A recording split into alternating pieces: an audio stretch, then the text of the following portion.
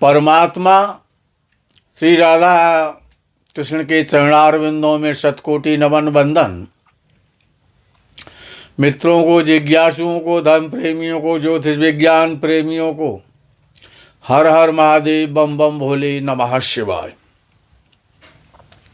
मित्रों, संसार में सुख और दुख ग्रह देते हैं। जो 9 ग्रह हैं वही हर प्राणी को, हर मनुष्य को, हर स्त्री को सुख और दुख देते हैं। ग्रह ही धनवान बनाते हैं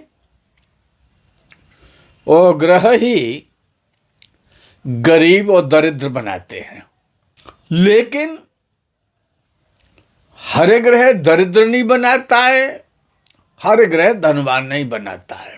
भाई, किसी को शनि धनवान बनाता है तो किसी को शनि गरीब बनाता है, दरिद्र बनाता है।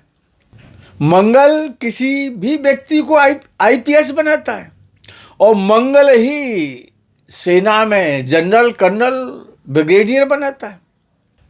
तो मंगल अगर किसी का अच्छा है, बली है, शक्तिशाली है, तो मंगल आईपीएस, जनरल, कर्नल बना देता है, देश का रक्षा मंत्री बना सकता है। अच्छा मंगल, बलवान मंगल, शक्तिशाली मंगल। लेकिन मंगल जब खराब होता है, कमजोर होता है, तो चोर बनाता है, और ज्यादा खराब होता है आतंकी बना देता है, आतंकवादी बना देता है। ग्रह, चाहे मंगल हो, चाहे सूर्य हो, कोई सा भी ग्रह हो, तो ग्रह देखने के लिए जब तक आपको ग्रह का बल नहीं पता है, उसकी शक्ति नहीं पता है कि ये क्या करेगा, कितनी उसमें शक्ति है।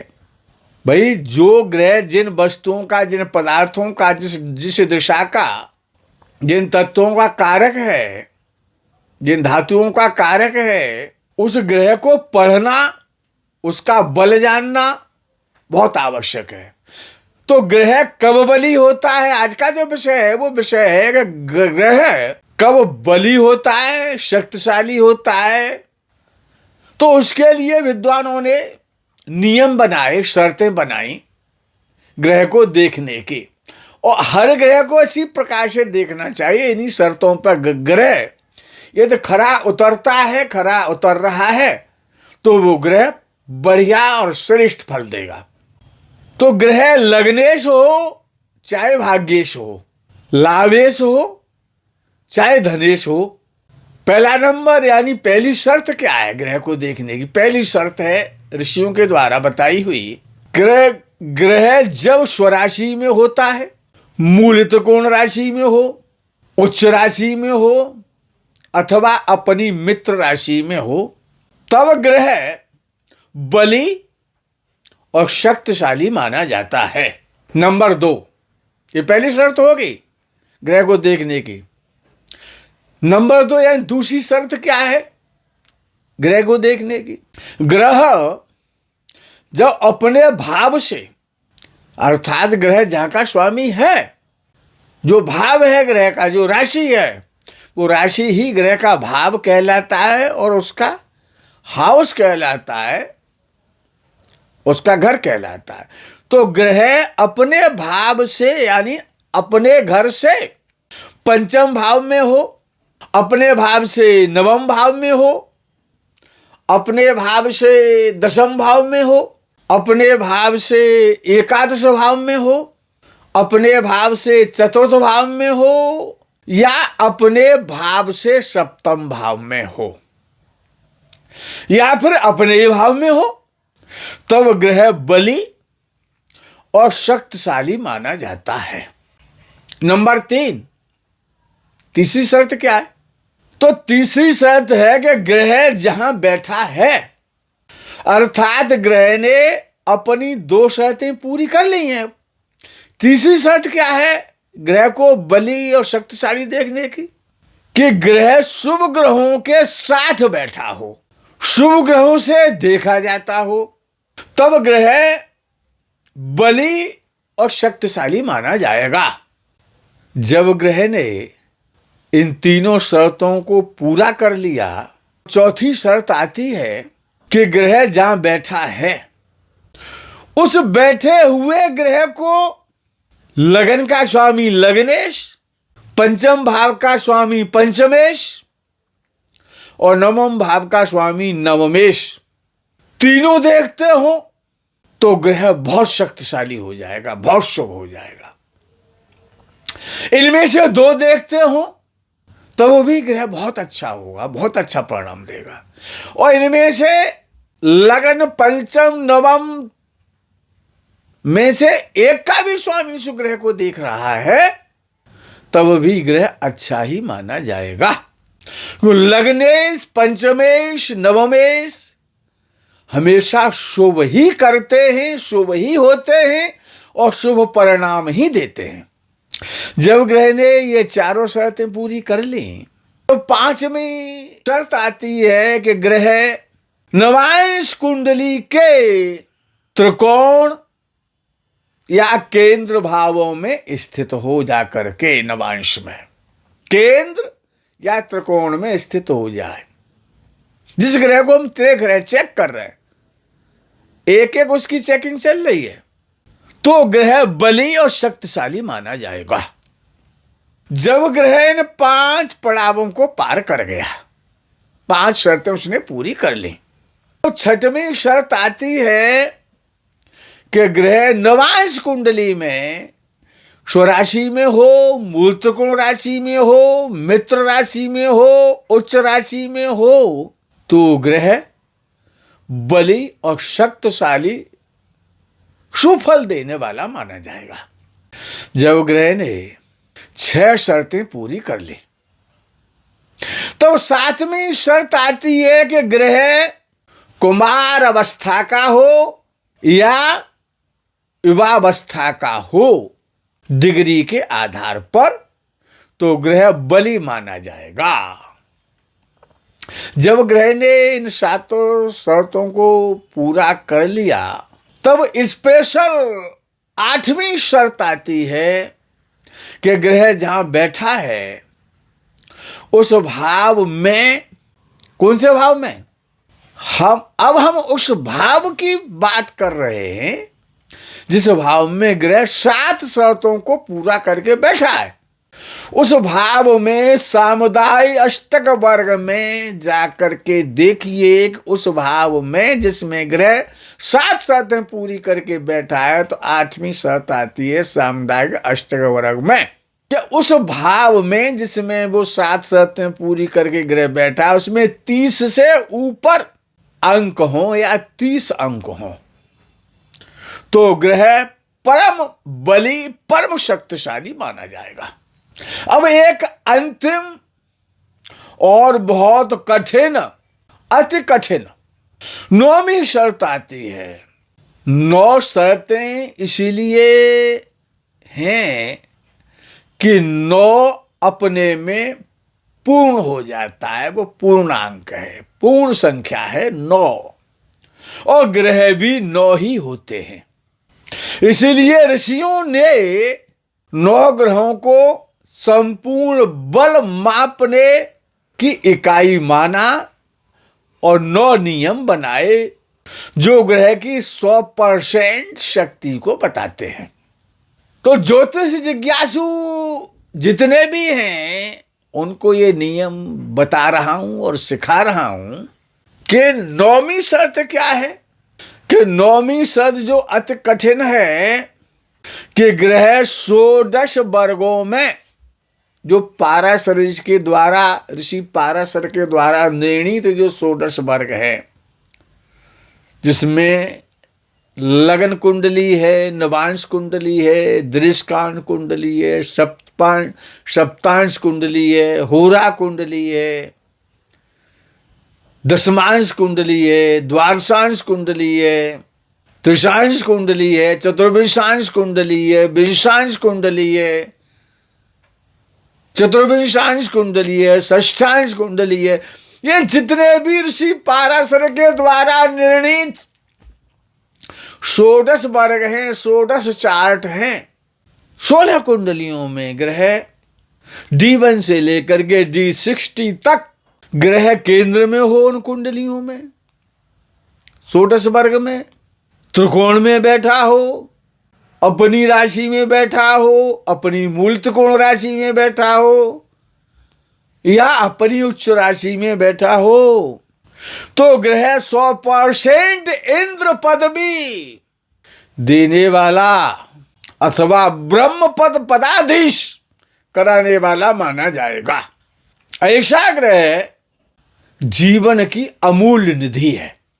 अगर ऐसा ग्रह किसी जन्म पत्रिका में है तो एक निर्धन परिवार में उत्पन्न जातक को भी राजा महाराजा चक्रवर्ती सम्राट बना देता है, अकेला ग्रह बना देता है, अगर इन 9 शर्तों को पूरा कर देता है तो। अब आपने ग्रह को इतनी बुद्धि लगाने के बाद सारे पैरामीटर लगा दिए, सारी चेकिंग कर ली, ब्लड भी चेक कर लिया, पेशाब भी चेक कर ली, कफ भी चेक कर लिया, हार्ट भी चेक कर लिया, पेट भी चेक कर लिया, किडनी भी चेक कर ली, सारे चेकअप कर लिए, आपको लगा कि व्यक्ति में कोई रोग नहीं है, बिल्कुल निरोग है, अंदर से बिल्कुल स्ट्रॉन्गेस्ट है, इम्यूनिटी पावर बहुत अच्छी है। तब विषय आता है कि ग्रह जिस नक्षत्र में बैठा है उस नक्षत्र का स्वामी, वो नक्षत्र जिस नक्षत्र में ग्रह बैठा है उस ग्रह की बुद्धि है, जिसको आपने चेक किया है, 9 प्रकार से जिसकी चेकिंग कर ली है। अब वो देखो वो उसकी बुद्धि कैसी है।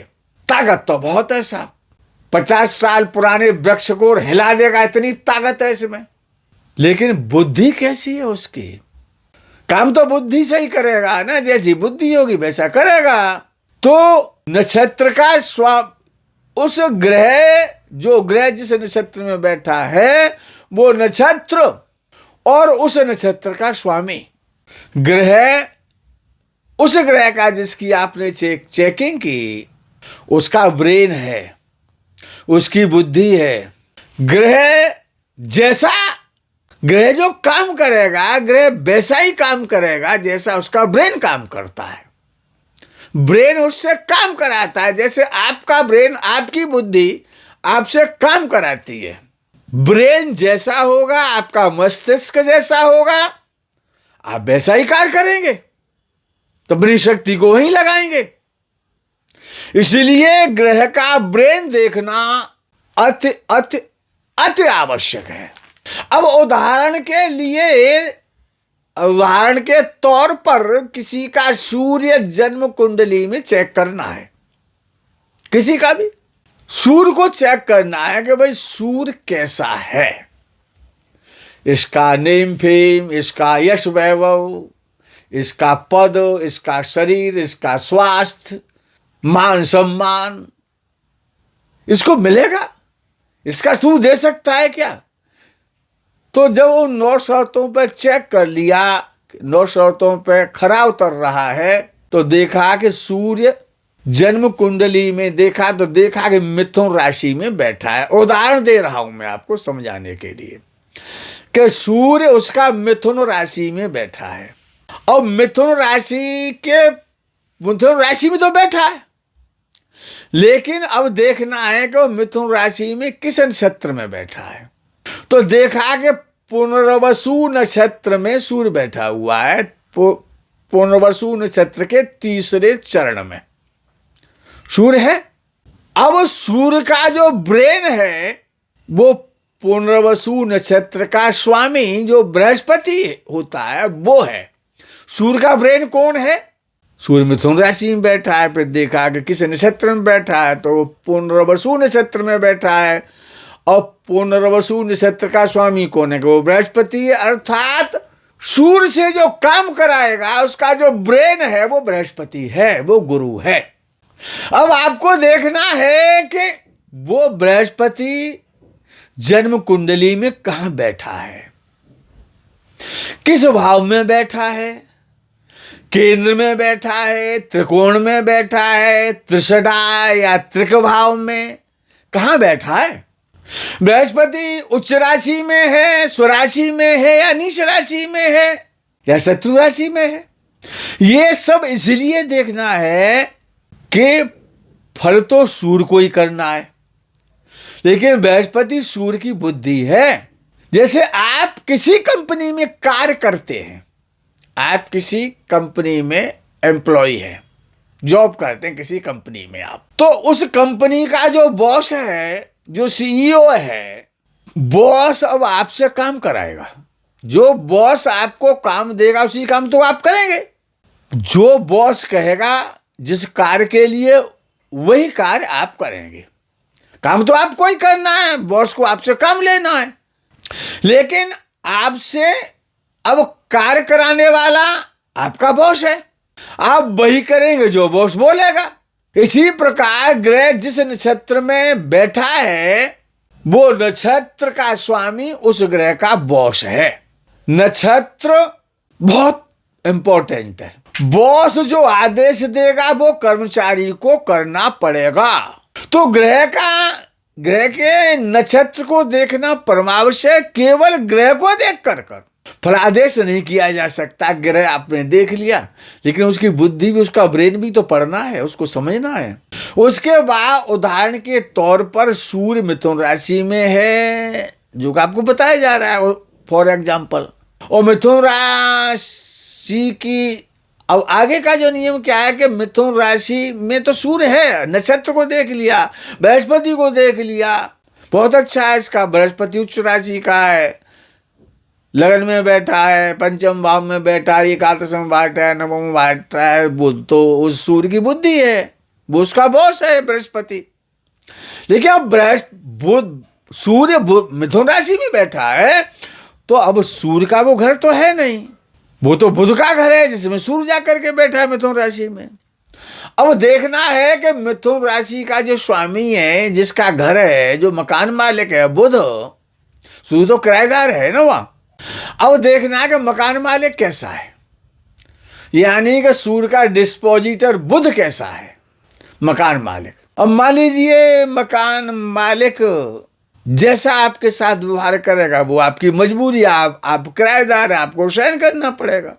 भाई मकान मालिक शराबी है, अय्याश है, गाली गलौज करने वाला है, क्रोधी है, तो किराएदार को गाली गलौज करेगा। वो घर आएगा, आपकी बहू बेटी को कुदृष्टि से देखेगा, आपको कष्ट देगा, और वो कष्ट आपको इसलिए सहन करना पड़ेगा कि वो आप किराएदार हैं, वो आपका मकान मालिक है। जिस राशि में जो ग्रह बैठता है अपनी राशि में नहीं होता है, तो देखना ये पड़ता है कि जिस राशि में ग्रह बैठा है वो उसका मालिक है, उस राशि का वो ग्रह कैसा है, मकान मालिक। वो ग्रह तो किराएदार हुआ ना जाकर के। तो मकान मालिक अच्छा होगा, धार्मिक होगा, सद्गुणी होगा, परोपकारी होगा, सज्जन और शरीफ होगा, तो किराएदार के साथ अच्छा व्यवहार करेगा, तो किराएदार खुश रहेगा। तो ऐसे ही ग्रह जिस राशि में बैठा है, अब मान लीजिए सूर्य मेष राशि में बैठा है, आपने देखा उच्च राशि का है, बहुत अच्छा सा मेष राशि का सूर्य उच्च का हो गया साहब। हाँ, कोई ज्योतिषी कह रहा है कि आप मंत्री बन जाएंगे, कोई कह रहा है कि आप राष्ट्रपति बन जाएंगे, कोई कह रहा है मुख्यमंत्री बनेंगे, कोई कहेगा आप प्रधानमंत्री बनेंगे। अरे लेकिन बाबू वो आप उच्च राशि के तो हैं, मंगल आपका, सूर्य आपका उच्च राशि का तो हो गया मेष राशि में, लेकिन उच्च राशि का, लेकिन उसका जो मकान मालिक जो मंगल है, मेष राशि का स्वामी, वो कैसा है? हम मानते हैं कि सूर्य के साथ मंगल की दोस्ती का संबंध है, लेकिन वो है कैसा? अगर वो नीच राशि का हुआ, आपका सूर्य यानी मकान मालिक कमजोर हो गया, आपका डिस्पोजिटर राशि का कमजोर हो गया, शत्रु राशि में चला गया, नीच का हो गया, तो आपका सूर्य, अपना सूर्य चेक करते रहिए, देखते रहिए, अच्छे अच्छे लोग आपको बताते रहेंगे, और सूर्य आपको कोई राजा बाजा नहीं बना रहा है, दिमाग से निकाल दो। ये ग्रह जिस राशि में बैठा है वो उस ग्रह का जो राशि लॉर्ड बन रहा है, जो मकान मालिक है, वो कैसा है। अगर वो उच्च का है या राशि का बैठा है, सूर्य उच्च राशि का, मेष में मंगल भी मेष राशि में है या वृश्चिक राशि में है या अपनी मकर राशि में चला गया उच्च में, और उस ग्रह ने 9 शर्तों को पार कर लिया, उसका ब्रेन भी अच्छा है, नक्षत्र लॉर्ड भी अच्छा है, तो ग्रह 100% फल देगा। और उसके जितने भी कारकत्व, जिन भावों का स्वामी है, जहां पर बैठा है, वहां पर आपको राजा बना देगा, चक्रवर्ती सम्राट बना देगा। मित्रों, आज के प्रकरण में यही विराम करते। ग्रहों को पढ़ना सीखिए। सूर्य उच्च का देख लिया, मंगल नीच का देख लिया, ये कोई फलादेश नहीं है। उसको पढ़िए, उसको समझिए, उसमें नियम लगाइए। ऋषियों ने जो नियम बनाए उनको लगाना पड़ेगा। अब जिस भाव में सूर्य बैठा है, उदाहरण सूर्य का ही चल रहा है, मान लो मिथुन राशि में बैठा है, तो आप अष्टक वर्ग में जाइए।